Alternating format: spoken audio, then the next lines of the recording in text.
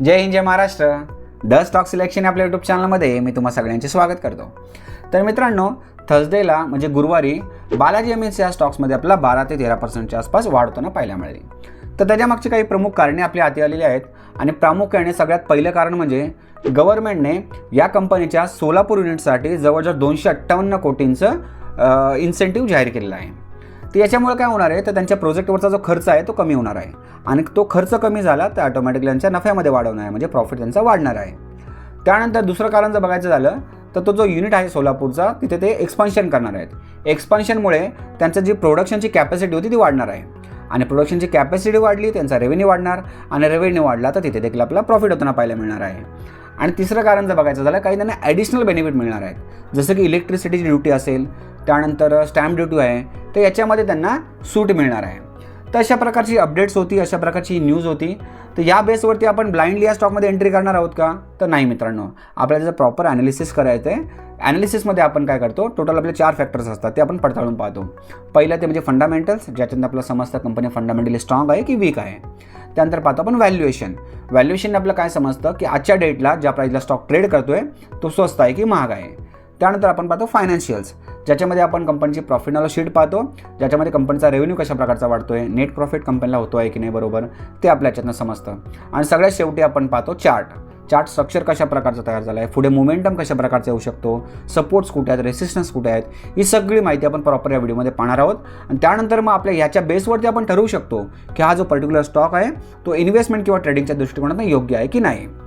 तर फंडामेंटल्समध्ये आपल्या सगळ्यात पहिले आपण 10 मेट्रिक्स पाहणार आहोत. मेट्रिक्स तुम्हाला स्क्रीनवर दिसलेच असतील आणि सेक्टर वाईज थोडेसे याच्यामध्ये तुम्हाला चेंजेस पाहायला मिळतील. आणि याच्यामध्ये आपण 1 ते 10ची रेटिंग दिली आहे. ती रेटिंग कशा प्रकारची असते मी तुम्हाला शॉर्टमध्ये सांगतो. 8 ते 10 रेटिंगवाले स्टॉक जे ते ग्रीन झोनमध्ये असतात, म्हणजे याचे फंडामेंटल स्ट्रॉंग असतात. 7 ते 7 रेटिंगवाले स्टॉक जे ऑरेंज झोनमध्ये असतात, म्हणजे त्यांचे येणाऱ्या क्वार्टरली परफॉर्मन्स आपलं लक्ष ठेवायचं असतं. आणि 1 ते 5 रेटिंगवाले स्टॉक जे ते रेड झोनमध्ये असतात, म्हणजे त्यांचे फंडामेंटल्स वीक असतात, कमकुवत असतात आणि अशा स्टॉकपासून आपल्याला पूर्णपणे लांब राहायचं असतं. तर याच्यामध्ये सगळ्यात पहिले आहे ते म्हणजे ROC, ज्याला आपण रिटर्न ऑन कॅपिटल एम्प्लॉयड असं म्हणतो.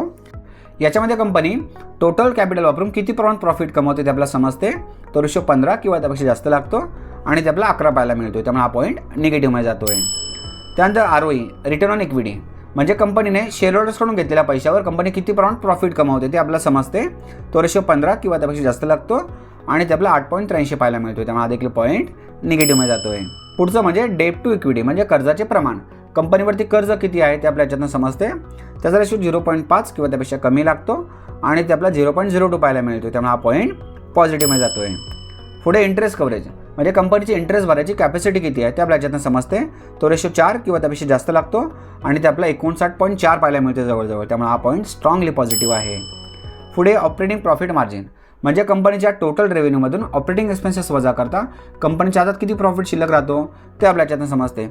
आता ऑपरेटिंग एक्सपेन्सेस कोणते कोणते आहेत, जसं की रॉ मटेरियल आहे, त्यानंतर रेंट असेल, इलेक्ट्रिसिटी बिल आहे, त्यानंतर एम्प्लॉईजचं पेमेंट आहे किंवा इतर ॲडमिनिस्ट्रेटिव्ह एक्सपेन्सेस असतील, हे सगळे वजा करता कंपनीच्या हातात किती प्रॉफिट शिल्लक राहतो ते आपल्या याच्यातून समजते.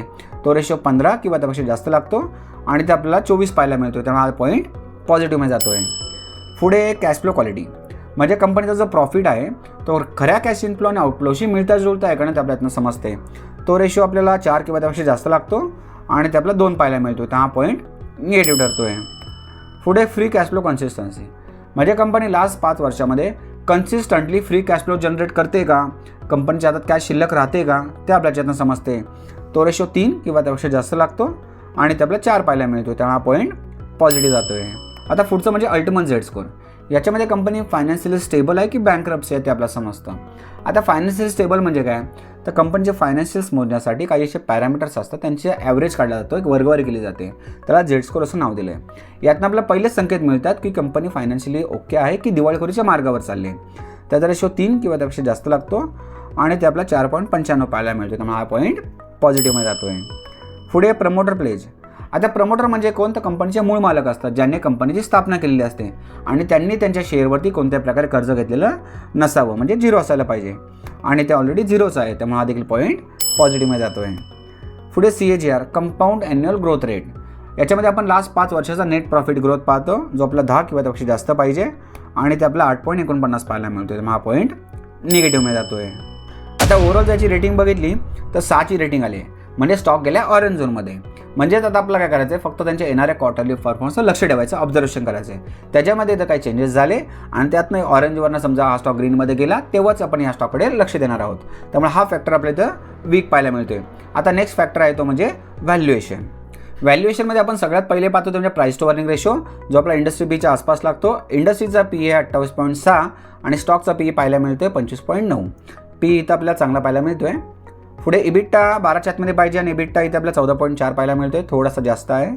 पेग रेशो 1च्या आतमध्ये पाहिजे आणि पेग रेशो आहे -1.5. निगेटिव्हमध्ये पेग रेशो पाहायला मिळतोय, हा एक निगेटिव्ह साईन आहे मित्रांनो. पीबी रेशो 1च्या आतमध्ये पाहिजे आणि पीबी रेशो इथं आहे 1.98. आता व्हॅल्युएशन बघितलं मित्रांनो तर एवढे काही खास पाहायला मिळत नाही आहेत, त्यामुळे हा देखील फॅक्टर आपल्याला इथं वीकमध्ये जाताना पाहायला मिळतोय. 2 फॅक्टर बघितले, दोन्ही फॅक्टर आपल्याला सध्या तरी वीक पाहायला मिळतात. आता पुढचं फायनान्शियल्स, तो आपण बघून घेऊ. आता इथे आपण या कंपनीचे profit and loss sheet open केले. त्याच्यामध्ये 2014 पासून त्यांचा बिझनेस बघितला तर इयर ऑन इयर आपला वाढतानाच पाहायला मिळतोय 2023 पर्यंत.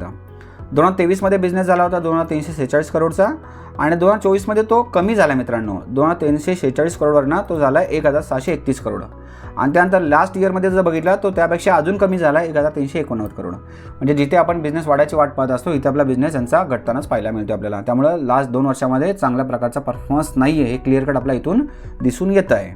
आता नेट प्रॉफिट जर बघायचं झालं तर नेट प्रॉफिटमध्ये देखील कुठेही आपल्याला कन्सिस्टन्सी पाहायला मिळत नाही आहे.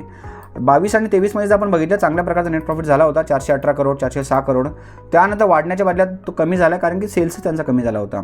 24मध्ये नेट प्रॉफिट झाला होता 232 करोड आणि लास्ट इयरला झाला 159 करोड. तर अशा प्रकारचा मित्रांनो त्यांची जी फायनान्शियल्स आहेत म्हणजे प्रॉफिट अँड शीट आहे आपल्याला काही खास पाहायला मिळत नाही आहे. तिन्ही फॅक्टर आपल्याला इथे वीक पाहायला मिळाले आहेत. फंडामेंटल्स देखील वीक आहेत, व्हॅल्युएशन देखील वीक आहे आणि इथे आपला फायनान्शियल देखील वीक पाहायला मिळतात. आता चार्टचं स्ट्रक्चर कसं आहे ते आपण पाहून घेऊ. आता इथे आपण या स्टॉकचा मंथली चार्ट ओपन केला आहे. त्याच्यामध्ये तुम्ही जर नीट बघितलं तर एक मोठी अशी एक रॅली आली होती या स्टॉकमध्ये. रॅली आली होती 2020मध्ये आणि ती किती पर्सेंटची होती ती देखील आपण चेक करून घेऊ. सर्वात पहिले बघा इथे जर आपण नीट पाहिलं तर 2135% आसपास म्हणजे 2000% आपण बोलू शकतो. तर एप्रिल 20 ते सप्टेंबर 21 या टायमिंग पिरियडमध्ये 1 ते 1.5 वर्षामध्ये या कंपनीच्या इन्व्हेस्टर्सला जवळजवळ 2000%च्या आसपास रिटर्न मिळून दिलेले आहेत. ज्यांनी टाईमला एंट्री घेऊन टाईमला एक्झिट केली असेल त्यांना हा प्रॉफिट मिळाला असेल, परंतु अशांची शक्यता खूप कमी आहे मित्रांनो. त्यामुळे कोणाला माहिती नसतं स्टॉक कधी मूव्ह करणार आहे, कधी त्याच्यामध्ये सेलिंग प्रेशर येणार आहे. त्याच्यामुळे समजा कोणी एंट्री केली असेल आणि एक्झिट न करता अजून देखील होल्ड केला असेल तर त्यांची सिच्युएशन काय असेल ते देखील तुम्हाला मी सांगतो. बघा इथे आपण चेक केलं तर 500%चे रिटर्न्स आपल्याला अजून देखील पाहायला मिळत आहेत आणि स्टॉक अजून देखील खाली येतो आहे. अजून तर कोणी होपमध्ये असेल मित्रांनो, जेव्हा स्टॉक खाली येईल मित्रांनो, जेव्हा झिरो होईल तेव्हा ते जागे होतील की या स्टॉकमध्ये आपल्याला टाईमली एक्झिट घेणं गरजेचं होतं, अन्यथा या स्टॉकमध्ये एंट्री आपण करायला नको पाहिजे होती, असा पश्चाताप त्यांना झालेला आपल्याला पाहायला मिळू शकतो. आता आपण इथे जर बघायचं झालं तर सपोर्ट जे आहेत मित्रांनो, आपल्याला पहिला सपोर्ट जो आहे तो नियर बाय म्हणजे सपोर्टवरतीच ऑलरेडी ट्रेड होतो आहे स्टॉक. एक 1132च्या आसपास पहिला सपोर्ट पाहायला मिळतोय. तो जर ब्रेक झाला तर सेकंड सपोर्ट आपल्याला इथे 743 पाहायला मिळतोय आणि त्याच्या खालचा लास्ट सपोर्ट जो आहे मित्रांनो तो इथे एकदम स्ट्रॉंग सपोर्ट आहे 177, पण तिथपर्यंत येण्याचे चान्सेस खूप कमी आहेत कारण की आता न्यूज तर पॉझिटिव्ह आलेली आहे. आता सपोर्टवरती स्टॉक उभा आहे. समजा इथे बायर्सने इंटरेस्ट दाखवला आणि तो समजा रिव्हर्सल स्टॉकने घेतला तर वरती एक सप्लाय झोन आहे तो ब्रेक करणं देखील गरजेचं आहे. फक्त वरती जाऊन चालणार नाही मित्रांनो. हा एक सप्लाय झोन आहे, मार्क केला आहे मी 1764 ते 1944च्या आसपास. याच्यावरती मंथली क्लोजिंग होणं गरजेचं आहे आणि जवळ 1 ते 2 महिने स्टॉक जर वरती सस्टेन झाला तरच आपण बोलू शकतो की आता ट्रेंड रिव्हर्स झाला आहे आणि वरच्या साईडला जाण्याच्या तयारीमध्ये आहे. वरती आपण जर याचे रेसिस्टन्स पाहायला गेलो तर पहिला रेसिस्टन्स पाहायला मिळतोय 2165च्या आसपास. सेकंड रेसिस्टन्स इथं पाहायला मिळतो आपल्याला 2556 आणि थर्ड रेसिस्टन्स जर पाहायचं झालं तर आहे 2736. तर त्याच्या अकॉर्डिंग तुम्हाला तुमचं डिसिजन घ्यायचं मित्रांनो. मी पुन्हा एकदा सांगतो, तुम्ही कोणत्या टाईपच्या ट्रेडर आहात मित्रांनो, ज्या अकॉर्डिंग तुम्हाला तुमचा डिसिजन घ्यायचा असतो. ॲग्रेसिव्ह असाल तुम्ही कुठेही तुमच्याप्रमाणे तुम्ही एंट्री घेऊ शकता. फक्त एवढंच माझं सांगणं आहे की तुम्हाला तुमचा स्टॉप लॉस मेंटेन करायचा आहे आणि तुम्ही कन्झर्वेटिव्ह असाल तर तुम्हाला अशा स्टॉक्समधून पूर्णपणे लांब राहायचं आहे कारण चारी फॅक्टर मित्रांनो इथं आपल्याला वीक पाहायला मिळत आहेत. त्यामुळे मित्रांनो माझं तुम्हाला सांगणं राहील की अशा प्रकारच्या वीक स्टॉक्सपासून तुम्ही लांब राहणं बेटर राहणार आहे. तर अशा प्रकारची माहिती होती, ज्याप्रमाणे तुम्हाला ती एक्सप्लेन केली. ती तुम्हाला आवडली असेल तर मला कमेंट करून नक्कीच सांगा आणि आपल्या व्हिडिओला लाईक देखील करा. आणि तुम्ही अजूनपर्यंत आपला चॅनल देखील सबस्क्राईब केला नसेल मित्रांनो तो देखील सबस्क्राईब करून घ्या आणि साईडला जो बेल बटन आहे तो प्रेस करा, कारण की जेव्हा आम्ही अशी इन्फॉर्मेटिव्ह व्हिडिओ तुमच्यासाठी आणू त्याची अपडेट तुम्हाला मिळून जाईल आणि कोणती व्हिडिओ तुमच्याकडनं मिस होणार नाही. धन्यवाद.